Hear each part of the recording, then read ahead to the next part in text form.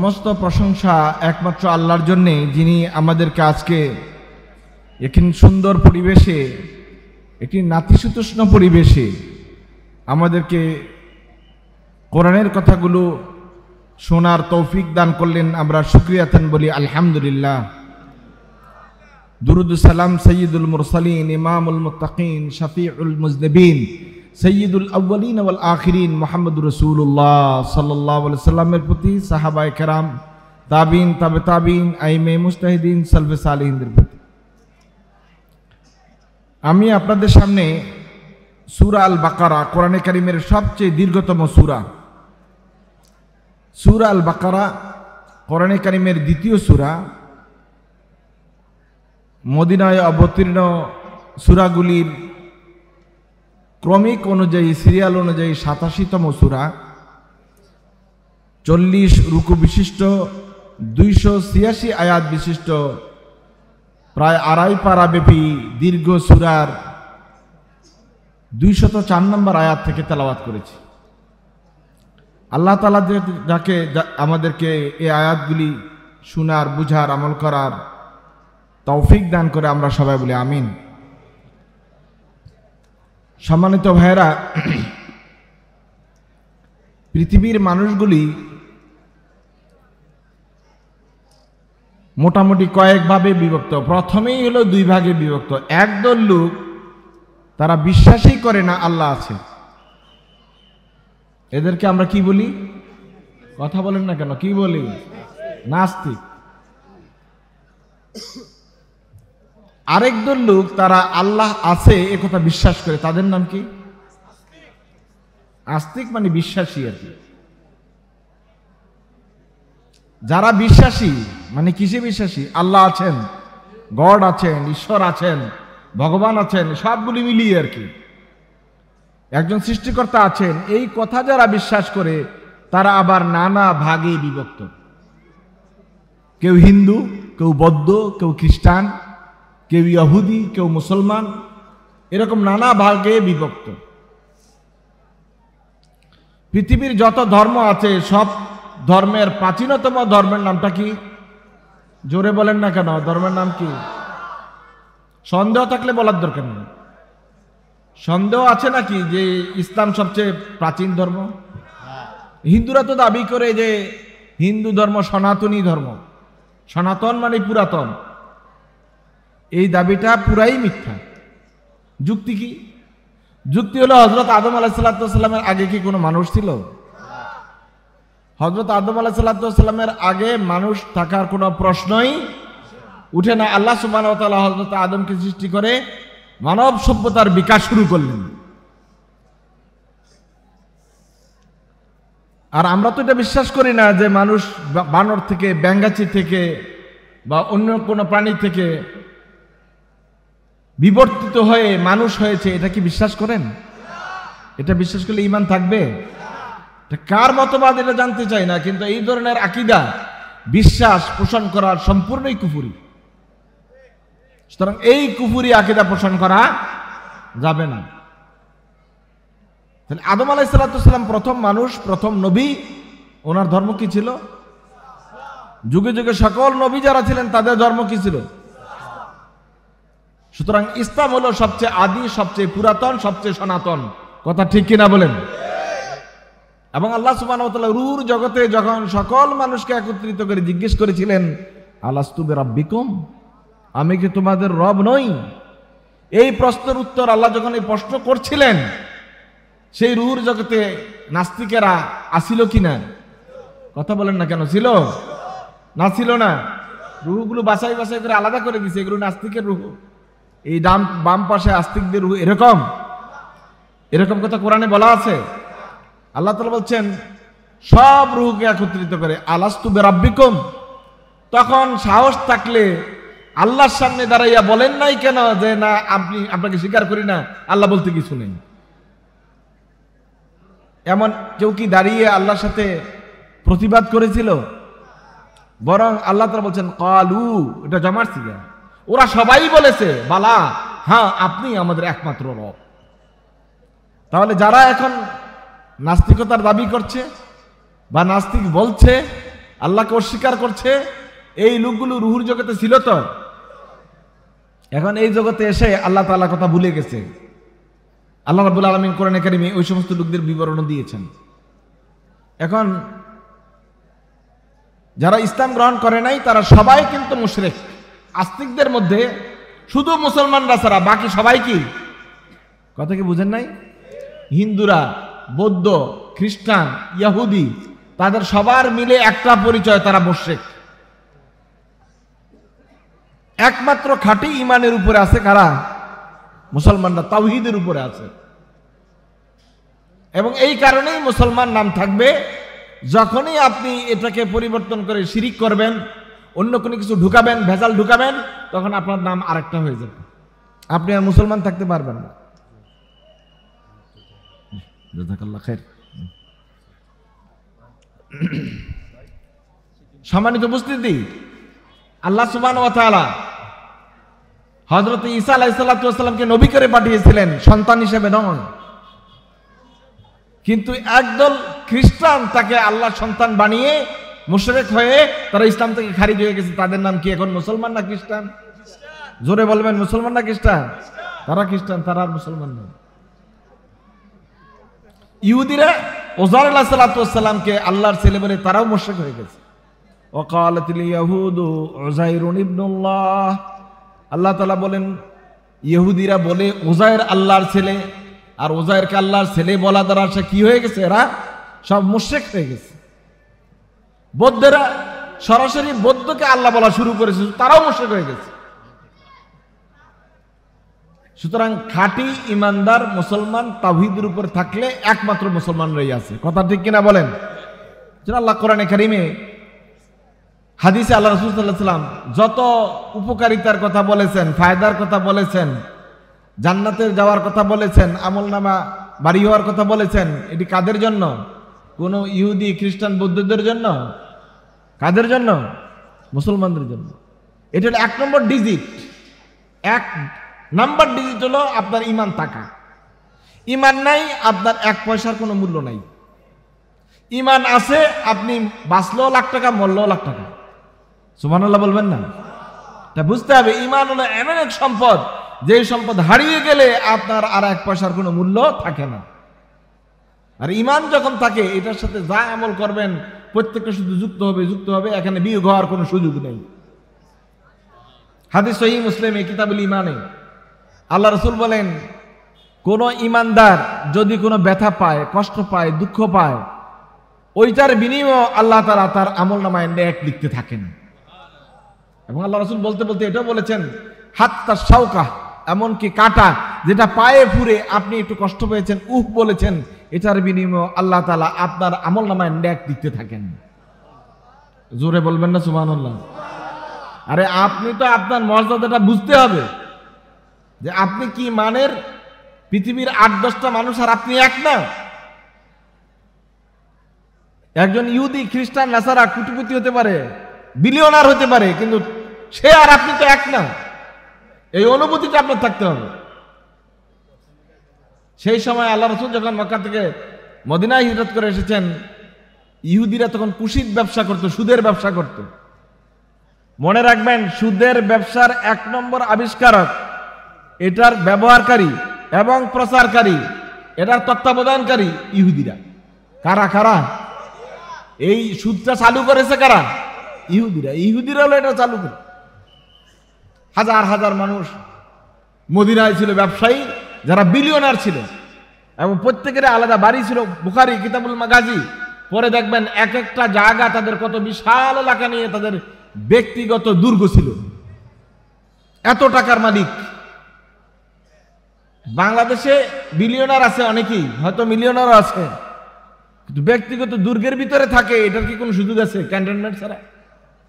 সে আমলে তারা এরকম দুর্গ বানাইয়া থাকছে। আবার বুঝেন কত টাকার মালিক ছিল এরা।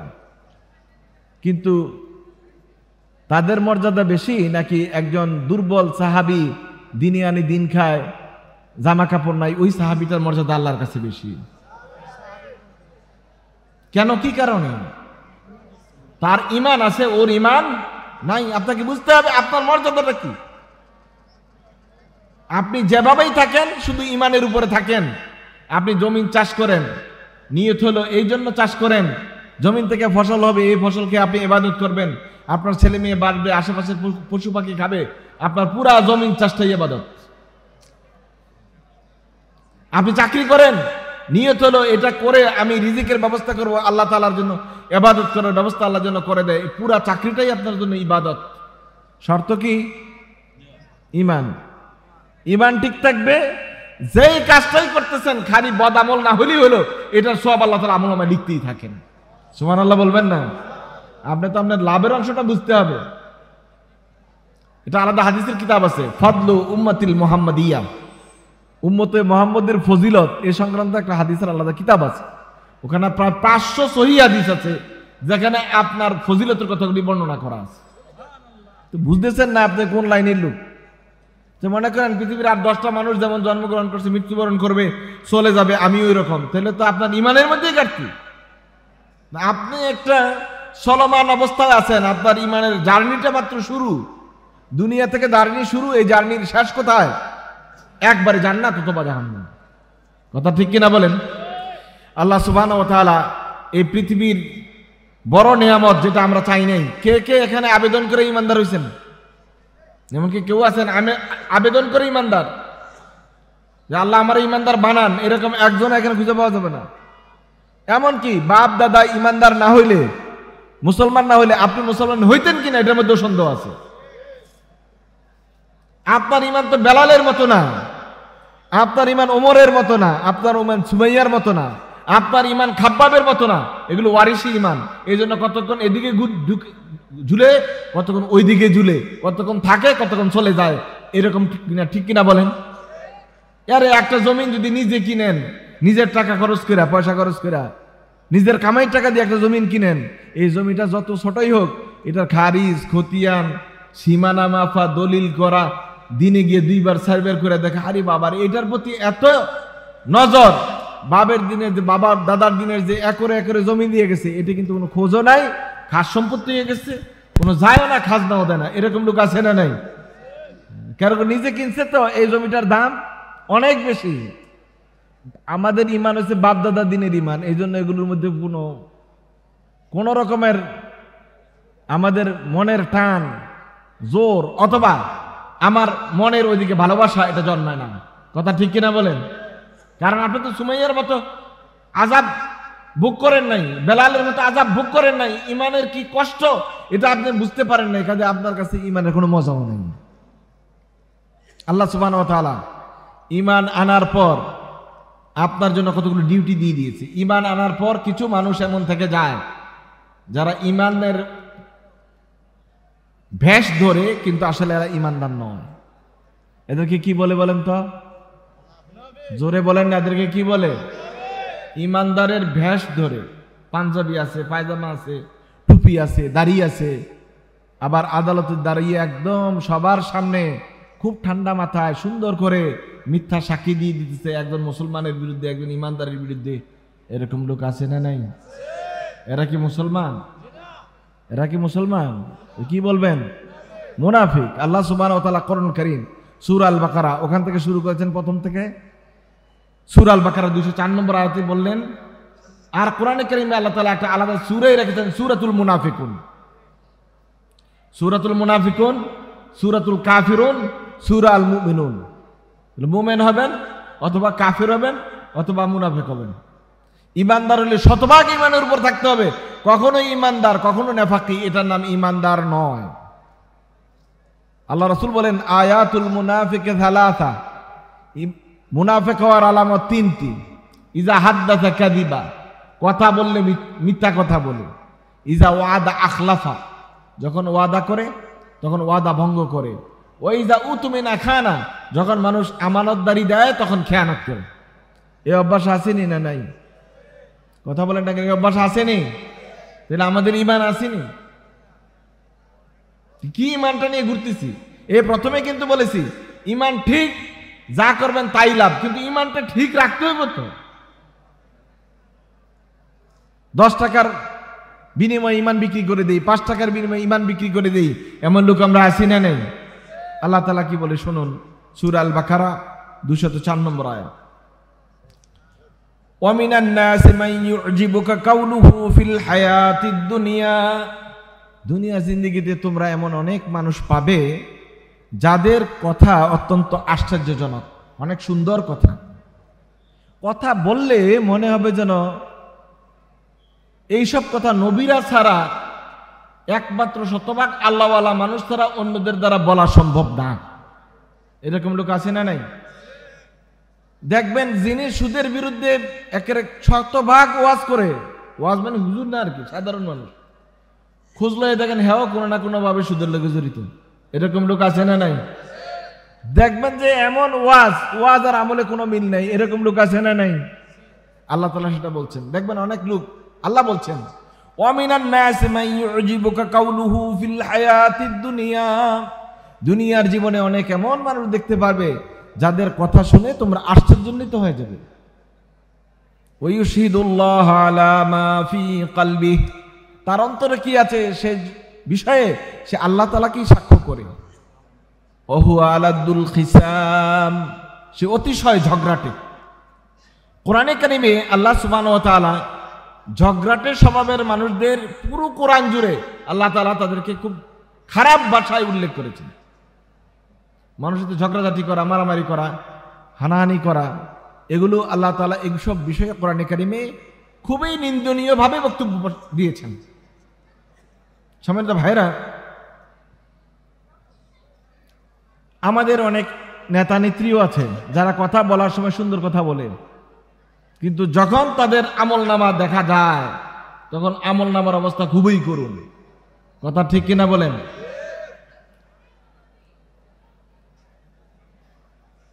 একটা উক্তি এরকম, একজন প্রধানমন্ত্রী বললেন যে অসৎ পথে টাকা উপার্জন করে জীবন ধারণ করার চেয়ে শুধু লবণ দিয়ে ভাত খেয়ে থাকা অনেক সম্মানের, অনেক গৌরবের। আপনারা কি এটা শুনছেন? কথা বলে না, এই ওয়াজটা শুনছেন নি? এটা কি সুন্দর কথা না? ইউজিবুকা কাউলুহু ফিল হায়াতিদ দুনিয়া, দুনিয়ার ব্যাপারে এমন চমৎকার কথা বলেছে, এটা তো আসলে বলার এর চেয়ে ভালো কথা আর কি হইতে পারে? সৎ পথে থাকার জন্য যদি শুধু লবণ দিয়ে ভাত খাওয়া থাকা লাগে, এটা অনেক উত্তম অসৎ পথে অনেক বেশি আরাম আয়েশ থেকে থাকার চেয়ে। এই কথাটা সুন্দর না অসুন্দর? অনেক সুন্দর। বাস্তব কি এরকম নেই? বাস্তব কি এরকম ছিল? যেই দিন বঙ্গভবন ছেড়ে গেছে ওই দিনের পাক শাকের বিবরণ আপনাদের কাছে আছে, ঠিক না? সেটি কি আছিল? বড় বড় রোস্টা ছিল, আস্তা ইলিশ মাছ ভাজা ছিল, এগুলো নিয়ে লবণ দিয়ে ভাত খাওয়া। তো লবণ দিয়ে ভাত খেয়েছেন খান, কিন্তু এই হাজার হাজার কোটি টাকা পাচার করলেন কি জন্য? তাহলে ওয়াজে আর আমলে কোনো মিল আছে? ও না, ও মিনাল নিফাক, এটা একটা মুনাফিকি। আপনারা মানে বেগুনের দাম যেহেতু বাড়ছে, বেগুন খায়েন না, মিষ্টি কুমড়া দিয়ে বেগুনি বানিয়ে খান, অসুবিধা কি? কাঁঠালের বার্গার খান, যেহেতু গোশতের দাম বেড়ে গেছে, কাঁঠাল দিয়ে বার্গার বানিয়ে খান। ওয়াজ সুন্দর, কিন্তু আমলে কি এটা আসলে প্রকৃত আমল এটা ছিল? আল্লাহ সুবহানাহু ওয়া তাআলা বলছেন ওয়া মিনান নাসি মান ইউজিবুকা কাউলুহু ফিল হায়াতিদ দুনিয়া, দুনিয়ার জীবনে এমন চমৎকার চমৎকার কথা শুনবে তোমাদের কাছে অনেক আশ্চর্য মনে হবে। ওয়া ইউশহিদুল্লাহ আলা মা ফি কলবিহি ওয়া হুয়া আলাদুল খিসাম, আর ঝগড়াঝাটি লাগলে মানুষের সাথে যাকে যেইভাবে বলা যায় সেভাবেই বলতো। এই অভ্যাস আছে না নাই আমাদের? যেইভাবে যাকে বলা যায়, আলেম ওলামাদেরকে গালি দেওয়ার জন্য এক ভাষা, সাধারণ মানুষদেরকে গালি দেওয়ার জন্য এক ভাষা, এক এক ভাষা তৈরি করে নেওয়া হয়েছে। আল্লাহ বলেন ওহু আলাদুল খিসাম। হাদিস শরীফে এসেছে, আল্লাহ রাসূল সাল্লাল্লাহু আলাইহি ওয়াসাল্লাম হাদিস তিরমিজিতে আল্লাহ রাসূল সাল্লাল্লাহু আলাইহি ওয়াসাল্লাম বলেন কিয়ামতের আলামতের মধ্যে এইটা একটা আলামত, কিছু মানুষ এমন তৈরি হয়ে যাবে যখন কথা বলবে কালামুহুম কা কালামিল আম্বিয়া, কথা হলে নবীদের মতো কথা বলবে। ওয়া কুলুবুহুম কা কুলুবিজ জিআব, অন্তরটা হবে নেকড়ে বাঘের মতো ভয়ঙ্কর। কি এরকম লোক আছে না নাই? এরকম লোক দেখেন নাই? অন্তরটা হবে বাঘের মতো শক্ত, কথাগুলো হবে কাদের মতো? নবীদের মতো চমৎকার। وَإِذَا تَوَلَّى سَعَى فِي الْأَرْضِ لِيُفْسِدَ فِيهَا وَيُهْلِكَ الْحَرْثَ وَالنَّسْلَ وَاللَّهُ لَا يُحِبُّ الْفَسَادَ। আর তারা যখন সেখান থেকে প্রস্থান করে তখন জমিনে ফাসাদ, বিপর্যয় সৃষ্টি করার চেষ্টা করে। ওয়ুহলিকাল হারসা ওয়ান নাসলা, তারা ফসলকে ধ্বংস করে দেয়, জীববৈচিত্র্যের ক্ষতি সাধন করে। ওয়ান নাসলা, আল্লাহু লা ইউহিব্বুল ফাসাদ, আল্লাহ তাআলা বিপর্যয়কে পছন্দ করেন না। এগুলো মুনাফিক নামধারী মুসলমানদের চরিত্রটা আল্লাহ তাআলা এখানে তুলে ধরেছেন। সবগুলো তাফসীর কিতাবগুলো দেখেন, উলামায়ে কেরাম এই পরপর তিনটা আয়াতের ব্যাপারে বলছেন এগুলো মুনাফিকদের শানে নাজিল হয়েছে। তাদের কাজ হলো জমিনের মধ্যে ফাসাদ, বিপর্যয় সৃষ্টি করা। পৃথিবীতে ফাসাদ বা বিপর্যয় সৃষ্টির অনেকগুলো ক্রাইটেরিয়া আছে। এই যে আমাদের শিক্ষাক্ষেত্রকে এমনভাবে ধ্বংস করে দেওয়া হয়েছে, এটা যদি আর 2-1 বছর চলতো তাহলে বাংলাদেশের মাস্টার্স পাস করা মানুষ ইন্ডিয়ার লোকদের গাড়ি মোছা ছাড়া, টয়লেট পরিষ্কার করা ছাড়া আর কোনো কাজ থাকতো না। তাইলে এই ফাসাদ, শিক্ষাক্ষেত্রে বিপর্যয়, একদম চিন্তা করে ঠান্ডা মাথায় মানুষদের ব্রেনকে ওয়াশ করে দেওয়া হয়েছে। কথা ঠিক কিনা বলেন? দেশের শিল্পকে ধ্বংস করে দিয়ে, গার্মেন্ট শিল্পকে ধ্বংস করে দিয়ে, চোরাই পথে আগুন লাগাই দেয়, একটার পর একটা গার্মেন্টস পোড়াই দেয়, ইন্ডিয়ান মাল বিদেশে বিক্রি হওয়ার সুযোগ করে, গার্মেন্টসের সুযোগ করে দেওয়া হয়েছে। আল্লাহ সুবহানাহু ওয়া তাআলা বলছেন লিইফসিদা ফিল আরদ, ফাসাদের বিভিন্ন সিস্টেম আছে। এইভাবে আমদানি রপ্তানি, শুধু ভারত নির্ভর আমদানির ব্যবস্থা করা হয়েছে। পৃথিবীর অন্য জায়গায় কম দামে জিনিস পাইলেও এদেশের জনগণ খেতে পারে নাই। ইন্ডিয়ার কার সাথে যে পেঁয়াজের দাম বেড়ে একেবারে আকাশচুম্বী, কিন্তু আমাদের আরো অনেক বন্ধু রাষ্ট্র ছিল যেখান থেকে এর চেয়ে অনেক কম দামি পেঁয়াজ আনা যাইতো। কথা ঠিক কিনা বলেন? আনা হয় নাই। লিইফসিদা ফিল আরদ, জমিনে একটা ফাসাদ, বিপর্যয় সৃষ্টি করার জন্য।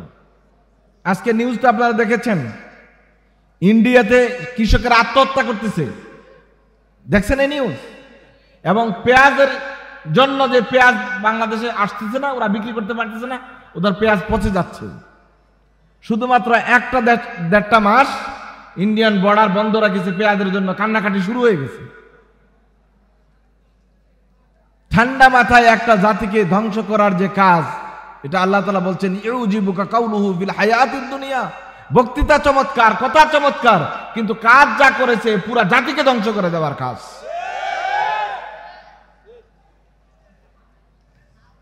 আল্লাহু লা ইউহিব্বুল ফাসাদ, আল্লাহ তাআলা বলেন কোন বিপর্যয়জনক কাজ আল্লাহ তাআলা পছন্দ করেন না। দেখেন, কোন খাতকে আল্লাহ তাআলা ছেড়ে দেন নাই। আল হারসা ওয়ান নাসল, ফল ফসল, ইচ্ছে করে কৃষি খাত ধ্বংস করে দেওয়া হয়েছে, যাতে করে কৃষি পণ্য বিদেশ থেকে আমদানি করতে, ভারতমুখী আমদানি করতে মানুষ বাধ্য হয়ে যায়।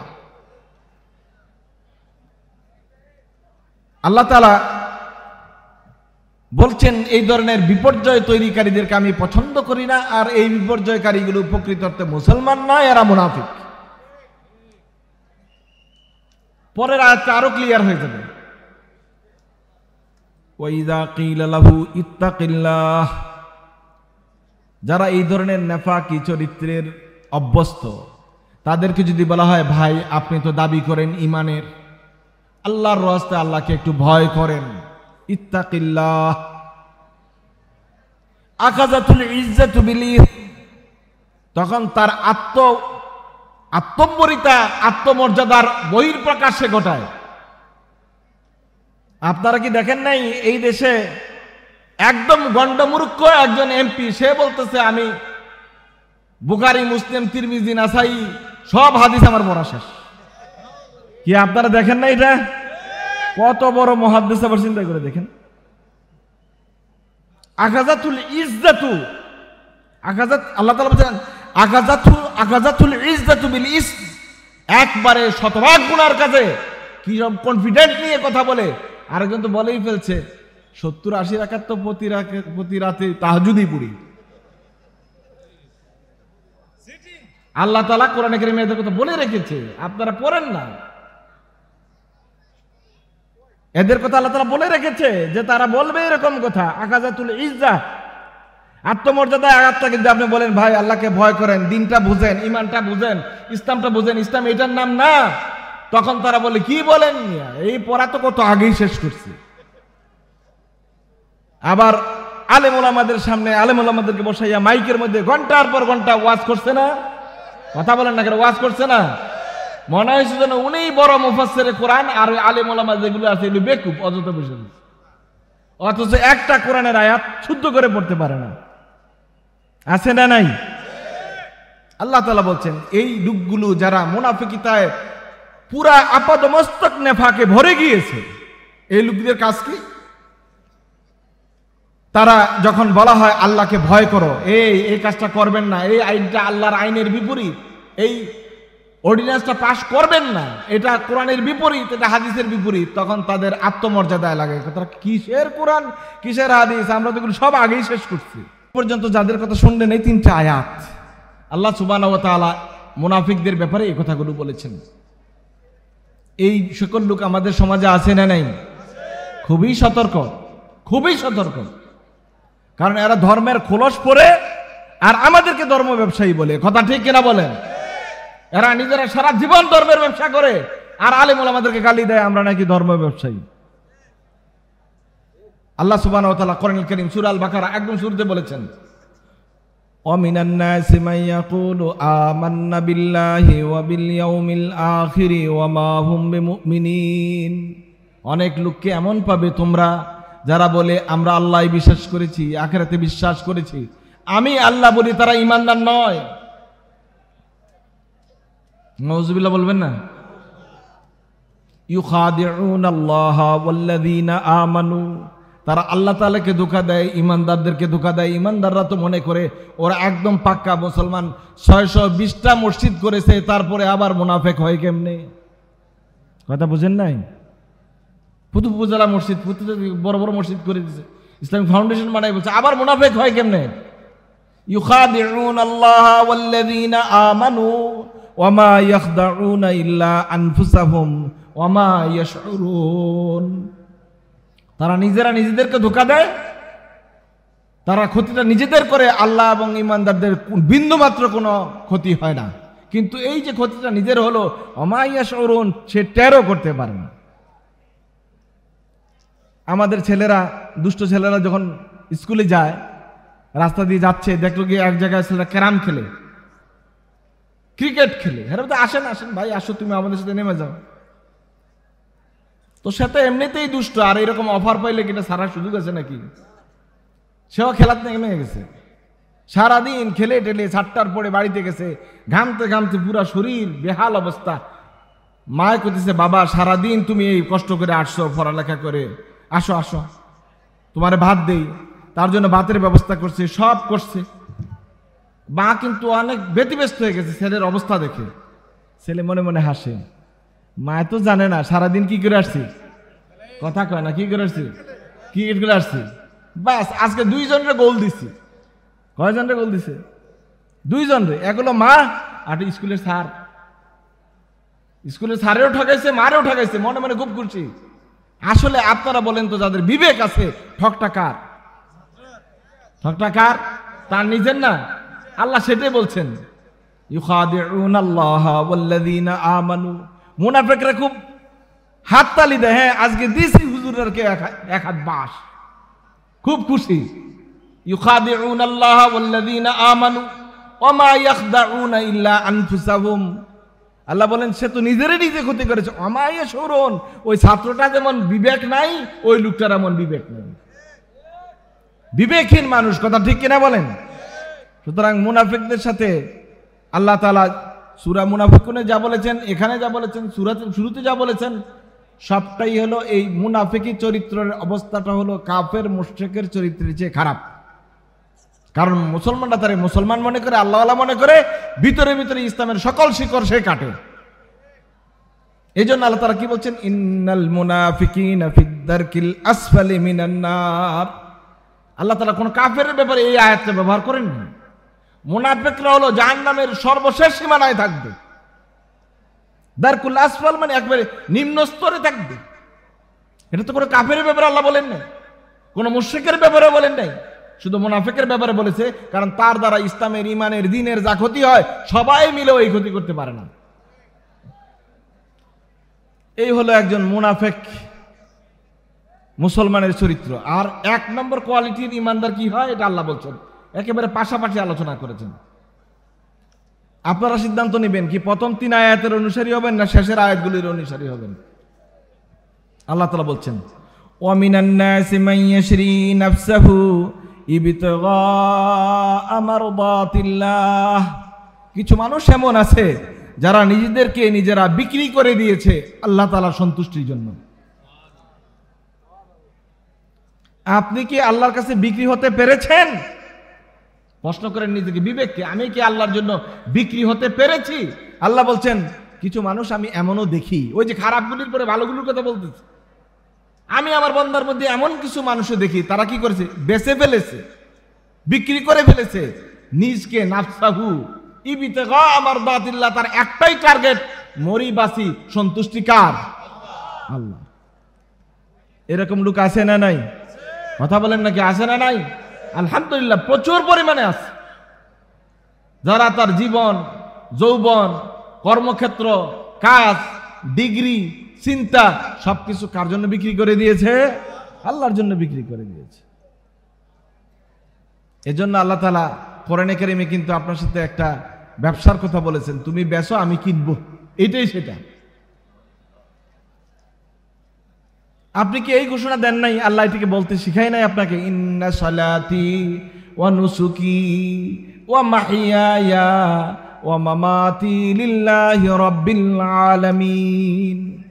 আমার নামাজ, আমার নামাজ মানে শুধু নামাজ না, আমার সকল ইবাদত, ওয়া নুসুকি আমার কুরবানি, আমার বেঁচে থাকা, আমার মৃত্যুবরণ করা শুধু কার সন্তুষ্টির জন্য? আমি বেঁচে আছি কার সন্তুষ্টির জন্য? তাহলে আল্লাহর সন্তুষ্টির জন্য যে বেঁচে থাকেন, আল্লাহর আইনের বিরুদ্ধে কথা বলার কোনো সুযোগ আছে?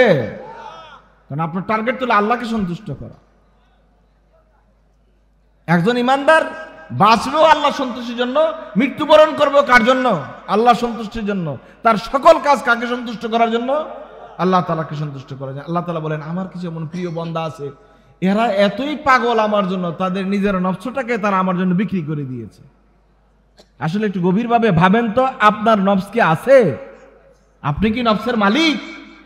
আপনি কি আপনার সত্তার মালিক? আপনি কি আপনার প্রাণের মালিক? আপনার প্রাণের মালিক হলে আপনি বেঁচে থাকেন। এটা কি সুযোগ আছে যে 1 সেকেন্ড বা 1 প্রহর, 1 পলক পরিমাণ সময় জীবন বেশি বেঁচে থাকবেন? কোন সুযোগ আছে? কেন সুযোগ নাই বলেন তো? এটা এই জন্যই সুযোগ নাই, মালিকানা তো আপনার না, মালিকানা তো আল্লাহর।